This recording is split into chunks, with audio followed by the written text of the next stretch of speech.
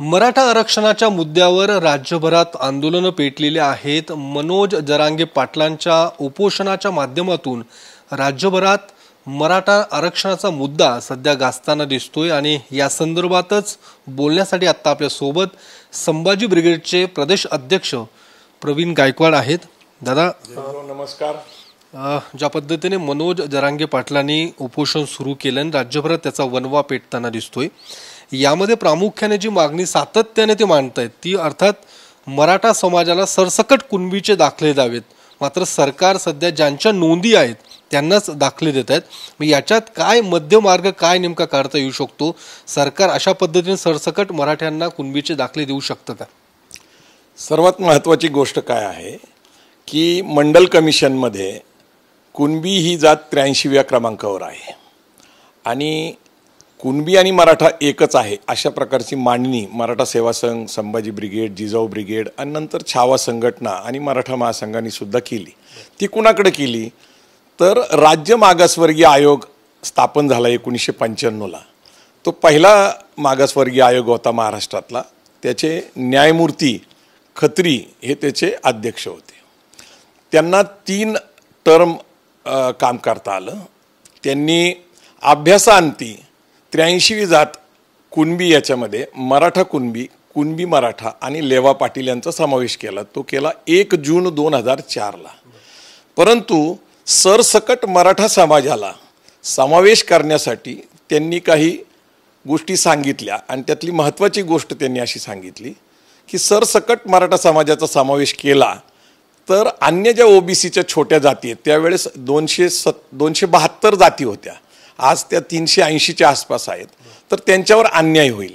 खरं पाहिलं तर मराठा आणि कुणबी एकच आहे याचे अनेक पुरावे आहेत। जसं 1881 ते 1931 ज्या 5 वेळा जातीनीय जनगणना झाल्या, कारण ब्रिटिश काळामध्ये जनगणना होत असताना त्या जातीनीय होत्या, जातीच्या नोंदी होत्या। तर त्याचे जे प्रमुख होते हंटर, म्हणून हंटर स्टॅटिस्टिकल कमिशन याच्यामध्ये काही नोंदी सापडतात। त्याच्यामध्ये मुख्यतः छत्रपती शिवाजी महाराज हे आपल्या सगळ्यांचे आराध्य दैवत आहे, त्यांचीच नोंद आहे की Shivaji was a Kunbi and rajas of Gwalior and Baroda are said to be of the same race, म्हणजे एकाच जातीचे आहेत। दुसरी गोष्ट तो नोंदवतो की Maratha and Kunbi forms the same caste, एकच जातीचे आहेत ते, म्हणजे मराठा आणि कुणबी एक आहे, हे ब्रिटिशकालीन नोंद आहे, त्यावेळेस आरक्षण नव्हतं। दुसरी गोष्ट KB देशमुख, केशवराव बापू देशमुख यांनी मराठा क्षत्रिय समाजाचा इतिहास 3 खंडात लिहिला आणि त्याच्यामध्ये सुद्धा त्यांनी असंख्य पुरावे दिले की मराठा आणि कुणबी एकच आहेत। कुणबी म्हणजे कोण? कुणबवा म्हणजे शेती, आणि शेती करणं हे मराठा समाजाचं मुख्य उपजीविकाचं साधन आहे। तिसरा मुद्दा जो आहे तो म्हणजे इतिहासाचार्य विका राजवडे यांचं भारतीय विवाह संस्थेचा इतिहास, म्हणजे भारतात जे विवाह होतात ते कसे होतात, मग आपल्याकडे गोत्र बघितलं जातं, वर्ण बघितलं जातं, जात बघितली जाती, तर त्यांनी नमूद केलेलं आहे की विवाह सहज कुणाची होतात, तर ज्यांची जात एक असती त्यांची सहज विवाह होतात। मी हे 3 उदाहरणं याच्यासाठी सांगितली की हे सिद्ध होतं की मराठा आणि कुणबी एकच आहेत। परंतु 1 जून 2004च्या ज्या मर्यादा पडल्यात मराठा कुणबी, कुणबी मराठाला, त्या पुढं कधीच रिवाईज झाल्या नाही आणि तिथून पुढंच मराठा सेवा संघ, संभाजी ब्रिगेडनी सरसकट मराठा समाजाचा समावेश कुणबी म्हणून करावा अशी मागणी आम्ही करत आलेलो आहे आणि ती सातत्याने करण्यात आली। परंतु ती आज अडचण आहे, एकतर राजकीय अडचण अशी आहे की आपण देशभरामध्ये 52% ओबीसी मानतो, म्हणजे 3743 जाती आहेत देशभरामध्ये आणि महाराष्ट्रात पण आहेत। आणि याच्यामुळं काय होतं की 52% लोक एकत्र येतात ओबीसी वर्गामध्ये, ते बहुसंख्य आहेत आणि त्यामुळं कुठलाही राजकीय पक्ष असं धाडस करणार नाही की ओबीसीमध्ये सरसकट मराठा समाजाचा समावेश करेल। याचं कारण काय आहे? याचं कारण असं आहे की राजकारणामध्ये ते अनबॅलन्सिंग होईल। पण दुसरा एक महत्त्वाचा मुद्दा असा आहे की देशभरामध्ये 52% ओबीसी आहेत, पण सुप्रीम कोर्टाचं जजमेंट आलं इंदिरा साहनी विरुद्ध भारत सरकारमध्ये, त्यांनी एकूण आरक्षणाला 50%ची कॅप घातली, म्हणून 22.5% SC ST अधिक 27% ओबीसी, म्हणजे घटनेतल्या 340व्या कलमाप्रमाणे निर्माण झालेलं मंडल कमिशन आहे, त्याला केंद्र सरकारने मान्यता दिली। आणि 52% जाती निश्चित झाल्या, पण त्यांना 27% आरक्षण मिळते, 25% आरक्षण कमी मिळते. म्हणजे आहे त्या जातीच असंतुष्ट आहेत, कारण त्यांना 25% कमी मिळते.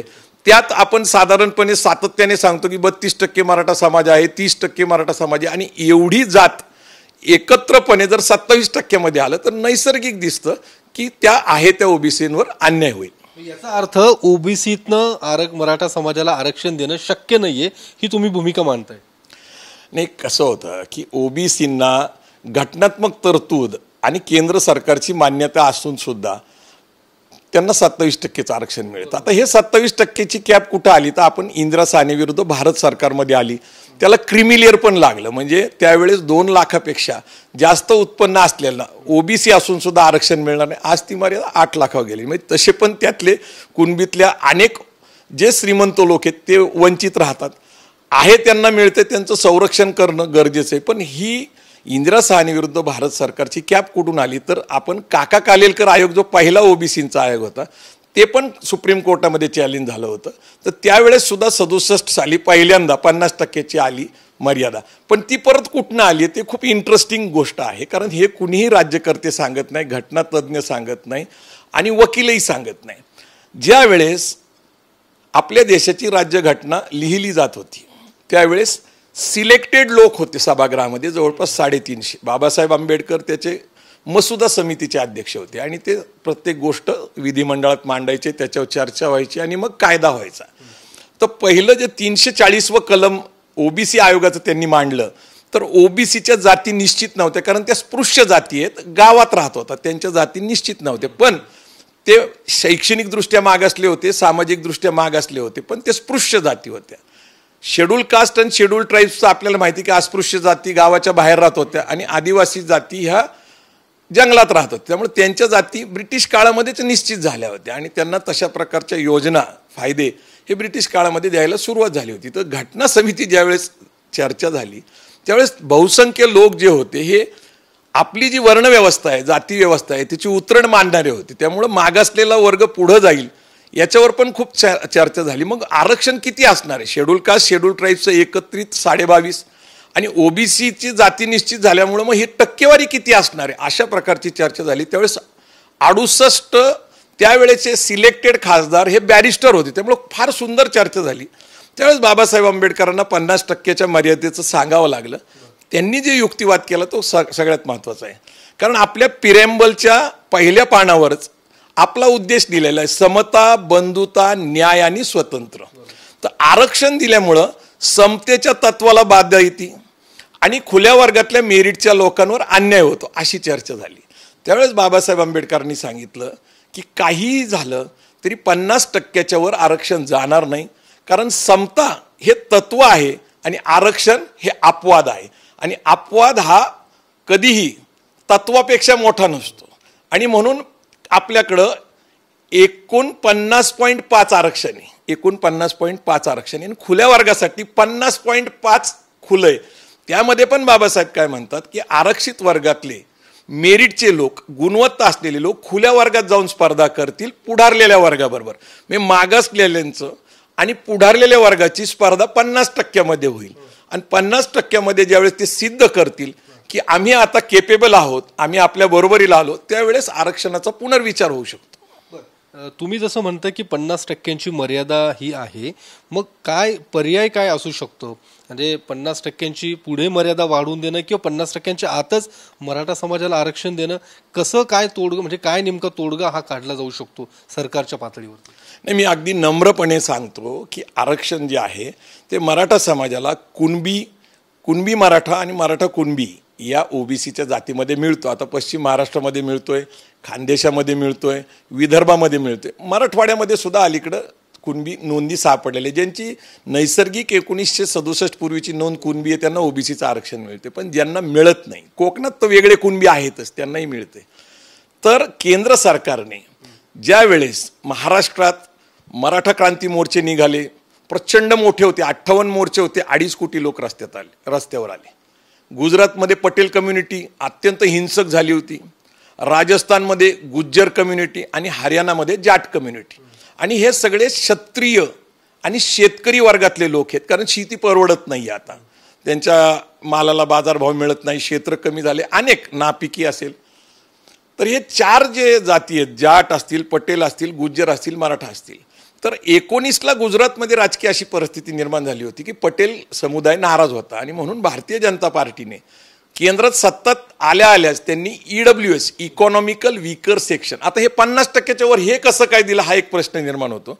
तर आपल्या घटनेच्या 42व्या कलमाप्रमाणे जे आर्थिकदृष्ट्या मागास आहेत त्यांना योजना बनवणं, कायदा बनवणं आणि न्याय देणं, तर त्याच्या अंतर्गत 10%चं EWS आरक्षण आलं. EWS म्हणजे इकॉनॉमिकल वीकर सेक्शन, आर्थिक दुर्बल घटक, ज्याच्यामध्ये मराठा, जाट, पटेल, गुज्जर बसतात. आता महाराष्ट्राच्या बाहेर इतर सगळीकडचे आरक्षणाची आंदोलनं थांबलेली आहेत आणि मराठा समाजाला 19 असेल, 20 असेल, 21 असेल, 22 असेल, 23 सर्वसाधारणपणे EWS लागू झाल्यापासून 7, 7.5, 8 आणि यावर्षी मी माहिती घेतली, सारथी संस्थेकडून माहिती घेतली, महाराष्ट्र सरकारकडून घेतली आणि काही शिक्षण संस्थांकडून घेतली, तर मला असं कळालं की 8.5% EWSचं आरक्षण मराठा समाजाने घेतलंय आणि ते समाधानकारक आहे. आपण सरसकट कुणबी OBC मध्ये गेलो तर ते लोक OBC झाले की EWSचं आरक्षण घेता येत नाही, कारण EWSचं आरक्षण घ्यायला शेड्यूल कास्ट, शेड्यूल ट्राईब्स आणि OBC यांना ते लाभ मिळणार नाही असं नमूद करणे, म्हणजे खुल्या वर्गात असलं पाहिजे आणि आर्थिकदृष्ट्या दुर्बल असलं पाहिजे, मग तुम्हाला ते आरक्षण मिळतं. तर ही अशी गोष्ट आहे की खरं तर EWS हेच मराठा आरक्षण आहे.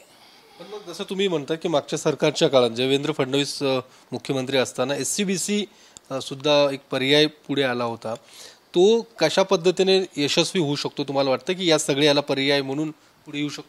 नाही, काय होतं की नेतृत्व करणारे लोक, राज्यकर्ते लोक खरं बोलत नाही. म्हणजे अगदी पृथ्वीराज बाबा चव्हाण ज्यावेळेस मुख्यमंत्री होते त्यावेळेस नारायण राणे समिती स्थापन झाली, त्यांनी इकॉनॉमिकल सोशल बॅकवर्ड हा वर्ग बनवला, तोही हायकोर्टातच टिकला नाही, तो रद्द झाला. कारण 50%चं मी तुम्हाला सांगितलं की घटना समितीतल्या चर्चेचा आधार आहे जे 12 खंडामध्ये प्रकाशित आहे. घटनेत भलेही एक ओळीचा असेल 340व कलम की इतर मागासवर्गीयांसाठी आयोग नेमावा, पण त्याचा मूळ जो गाभा आहे तो घटना समितीतील चर्चेत आहे. ते ESBC टिकलं नाही नारायण राणेंचं.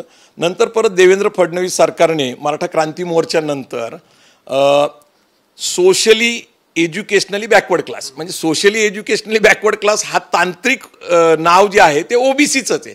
म्हणजे OBC 50%च्या आत जे आरक्षण घेतात ते सोशली एज्युकेशनली बॅकवर्ड क्लास. म्हणजे गायकवाड आयोग जे आहे त्याचे अध्यक्ष होते न्यायमूर्ती मारुती गायकवाड आणि सचिव होते DD देशमुख. यांनी 1063 पानाचा अहवाल दिला. त्या अहवालामध्ये माझं पुस्तक आहे मराठी शूद्र, त्यातला बहुतेक सार घेतलेला आहे. त्यातलं सगळ्यात महत्त्वाचं मागासलेपणाचा जो काही मुद्दा सांगितला जातो की सुप्रीम कोर्टाने मागासलेपण मान्य नाही केलं, पण महाराष्ट्र सरकारने मान्य केले ना, कारण त्यांनी जो 50%च्या वर वर्ग तयार केला तो वर्ग जो 50%च्या आत OBCना ESBC म्हणजे सोशली एज्युकेशनली बॅकवर्ड क्लास, OBCचा वर्ग तोच आणि 50%च्या वर सुद्धा तोच. म्हणजे महाराष्ट्र सरकारने मागासलेपणा सिद्ध केला आणि ते सिद्ध करण्याचे अनेक मुद्दे आहेत. जसं मी तुम्हाला सांगतो की धार्मिकदृष्ट्या विचार केला तर धर्म काय सांगतो की 4 वर्ण आहेत, ब्राह्मण, क्षत्रिय, वैश्य आणि शूद्र. मग धर्मामध्येच एक गोष्ट लिहिली गेली की परशुरामाने पृथ्वी निक्षत्रिय केली, 21 वेळा निक्षत्रिय केली, म्हणजे एकही क्षत्रिय पृथ्वीवर राहिला नाही. आता यात काय आहे तर मग वर्ण व्यवस्थेमध्ये 2च वर्ण राहिले, ब्राह्मण आणि शूद्र. आता हे वर्ण राहिल्यामुळं ब्राह्मण अधिकार संपन्न पूर्ण, त्याला शिक्षणाचा अधिकार, शस्त्र चालवण्याचा, संपत्ती जमवण्याचा, समुद्र म्हणजे 7 ज्या काही गोष्टी आहेत प्रमुख, म्हणजे समुद्र उल्लंघन त्यांना करण्याचा अधिकार. पण शूद्र वर्णाचे लोक आहेत ते अधिकार वंचित लोक आहेत, त्यांना शिक्षण बंदी आहे, ज्ञान बंदी आहे, संपत्ती जमवण्याची बंदी आहे, समुद्र उल्लंघन पाप आहे, अशा प्रकारची बंदी घातली. आता शूद्र कोण हे पहिलं बाबासाहेबांनी पुस्तक लिहिलंय हुवर शूद्राज, त्याच्यामध्ये त्यांनी नमूद केलं की छत्रपती शिवाजी महाराजांनी क्षत्रियत्व सिद्ध करण्यासाठी आपला राज्याभिषेक करण्याचा आग्रह धरला, पण त्यांना शूद्र ठरवून त्यांचा राज्याभिषेक नाकारला. संत तुकारामांनी ज्ञानदान केलं, त्यांनी गाथा लिहिली, त्यांची गाथा बुडवली, त्यांना शूद्र ठरवलं आणि त्यांना अधिकार नाकारले. आणि ती खूप जुनी गोष्ट असली 300-350 वर्षापूर्वीची. तर शाहू महाराजांचं अगदी अलीकडचं प्रकरण 100 वर्षापूर्वीचं की शाहू महाराजांचं पुराणोक्त आणि वेदोक्त प्रकरण घडलं होतं. त्यावेळेस इथल्या व्यवस्थेने त्यांना शूद्र ठरवलं आणि त्यांना सांगितलं की तुम्हाला वेदाचे अधिकार नाही. हे खूप अलीकडचं आहे. म्हणजे प्रतापसिंग महाराज हे साताराच्या गादीवर होते किंवा अगदी महाराजा सयाजीराव गायकवाड यांनाही शूद्र ठरवलं. म्हणजे मराठा समाज हा शूद्र वर्णाचा आहे. शूद्र वर्ण म्हणजे मागासलेला वर्ण, मागासलेला म्हणजे शिक्षण नाकारलेलं आहे, शस्त्र चालवण्याचं नाकारलेलं आहे. तर हे धार्मिकदृष्ट्या मागासलेपणा सिद्ध करता येतो. परंतु महाराष्ट्र सरकारने ओबीसी आयोगाचं काम काय, शिफारस करणं, ओबीसी मध्ये जाती समावेश करणं का न करणं. 1063 पानामध्ये सिद्ध होतं मराठा समाजाचा मागासलेपणा, आर्थिक मागासलेपणा. आणि तिसरी गोष्ट, मराठा कुणबी एकच असल्याचे त्या गायकवाड आयोगामध्ये होतं, कारण मला त्यांच्यावर काम करता आलं. अत्यंत शास्त्रशुद्ध पद्धतीने हा अहवाल दिला गेला होता, परंतु तो मान्य झाला महाराष्ट्र सरकारकडं. त्याच्यानंतर हायकोर्टात टिकला, पण सुप्रीम कोर्टाने ॲड्युकेट रिप्रेझेंटेशन म्हणजे प्रतिनिधित्व मराठा समाजाला पुरेसं मिळतं आणि मागासलेपणा त्यांनी नाकारला. त्याचं कारण ते असं म्हणतात की कालेलकर आयोगामध्ये मराठा समाजाचा समावेश नाही, मंडल कमिशनमध्ये नाही, आणि मग इथं महाराष्ट्रामध्ये खत्री आयोग, बापट आयोग, श्रॉफ आयोग, नारायण राणे समितीने शिफारस केली होती ती इकॉनॉमिकल बॅकवर्डची होती. आणि मग मागचे 3 महाराष्ट्रस्तरीय राज्यस्तरीय अहवालामध्ये मागासलेपणा सिद्ध होत नाही आणि केंद्राच्या 2 याच्यामध्ये सिद्ध होत नाही. मग आता कसा सिद्ध होतो असं प्रश्नार्थक त्यांनी विचार केलेला आहे आणि म्हणून सुप्रीम कोर्टाने नाकारलं. परत तो विषय आहेच की 50% वर आहे, तो विषय आहेच. तर हे सगळं असं आहे की आता मला असं वाटतं की इथून पुढच्या काळामध्ये आरक्षण नेमकं का मागावं लागतं याच्यावर चर्चा होणं गरजेचं आहे.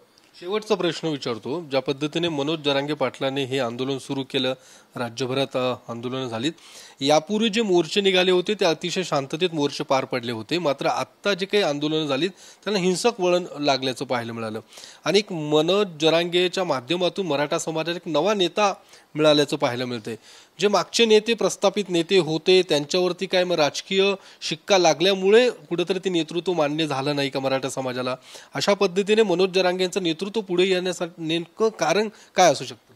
नाही, मूळतः काय आहे की त्यांनी ज्यावेळेस उपोषण सुरू केलं त्याच्यानंतर ते उपोषण दाबून टाकण्यासाठी गृह मंत्रालयाच्या आदेशाने तिथं पोलिसांनी कारवाई केली आणि अगदी महिला, मुलं, लहान मुलं, मुली यांच्यावर ज्या प्रकारचा हल्ला पोलीस खात्याकडून झाला ते सोशल मीडियावर फार व्हायरल झालं आणि एक अस्वस्थता पसरली की बाबा अहिंसेच्या मार्गाने, न्यायी मार्गाने उपोषण चालू आहे.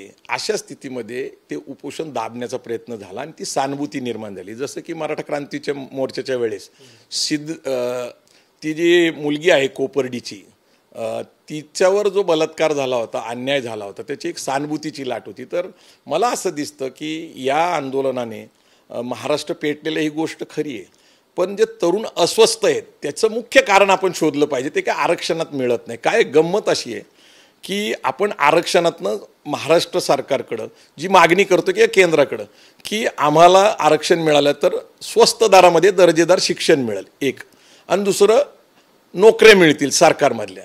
तुम्ही एक बघा की कंत्राटी पद्धतीचा GR निघाला होता. आपण जागतिकीकरण, खाजगीकरण, उदारीकरण 91ला स्वीकारला. हळूहळू खाजगीकरणाचा प्रभाव दिसायला लागला.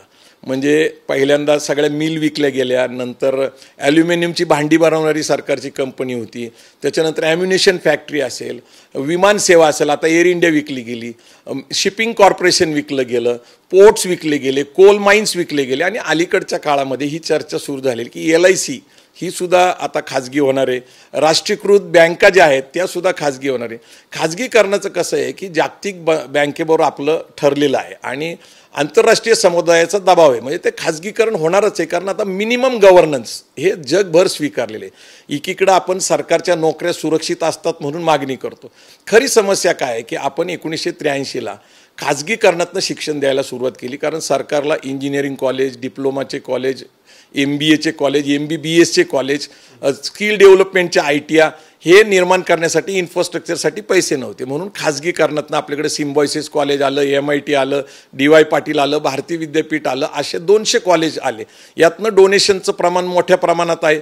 5 पट जे आपलं गव्हर्नमेंटचे कॉलेज आहेत त्याच्यापेक्षा जास्त फी आहे, ती परवडत नाही. एकीकडं कर्ज घेऊन फी भरायला लागते किंवा शेती विकायला लागते, काही तडजोडी करून एकीकडं चांगलं दर्जेदार शिक्षण मिळण्यासाठी आर्थिक तडजोड करावी लागते आणि मग शिक्षण मिळाल्यानंतर बेरोजगारीला समोर जावं लागतं. केंद्र सरकारने जाहीर केलं आहे की देशामध्ये 29% तरुण वर्ग हा बेरोजगार आहे. हे काही माझा आकडा नाही आहे, एम्प्लॉयमेंट एक्सचेंजकडं जे शिकलेले लोक आहेत, जे ग्रॅज्युएट्स आहेत, त्यांनी सरकारकडे नोकरीसाठी अर्ज केलेला आहे. एकीकडे सरकारकडे नोकरी नाही, महाराष्ट्र सरकारकडं 2.5 लाख नोकऱ्या आज खाली आहेत, भरल्या जात नाही. देवेंद्र फडणवीस 2014 पासून सांगत आलेत की मी 72,000 लोकांची नोकर भरती करत, ते करत नाही.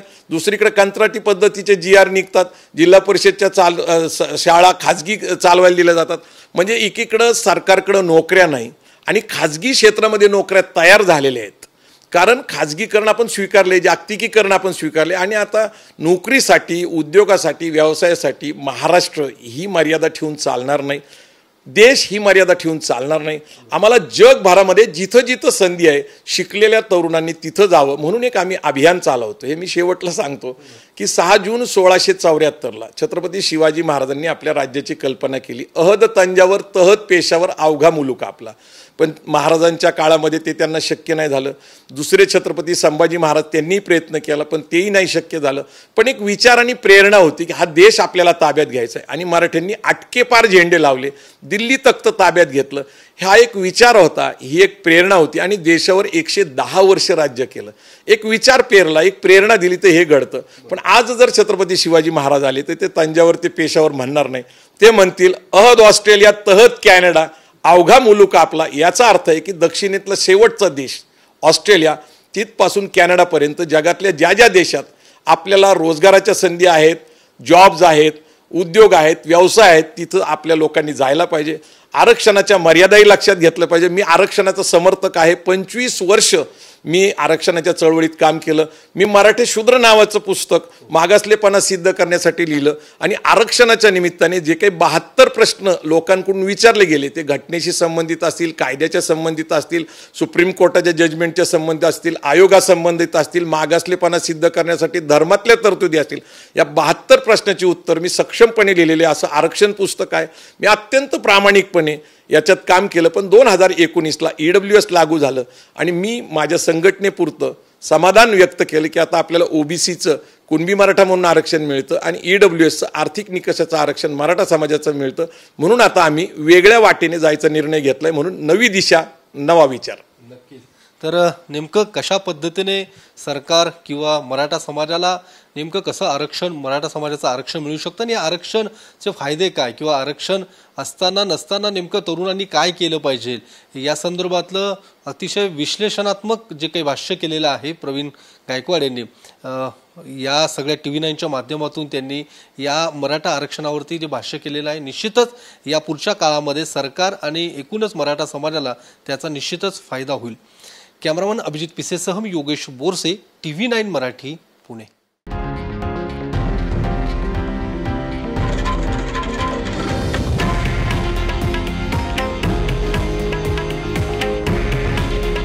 हे आहे देशातील नंबर 1 न्यूज नेटवर्क आणि आपण पाहत आहात TV9 मराठी. काळजी तुमची, हित महाराष्ट्राचं.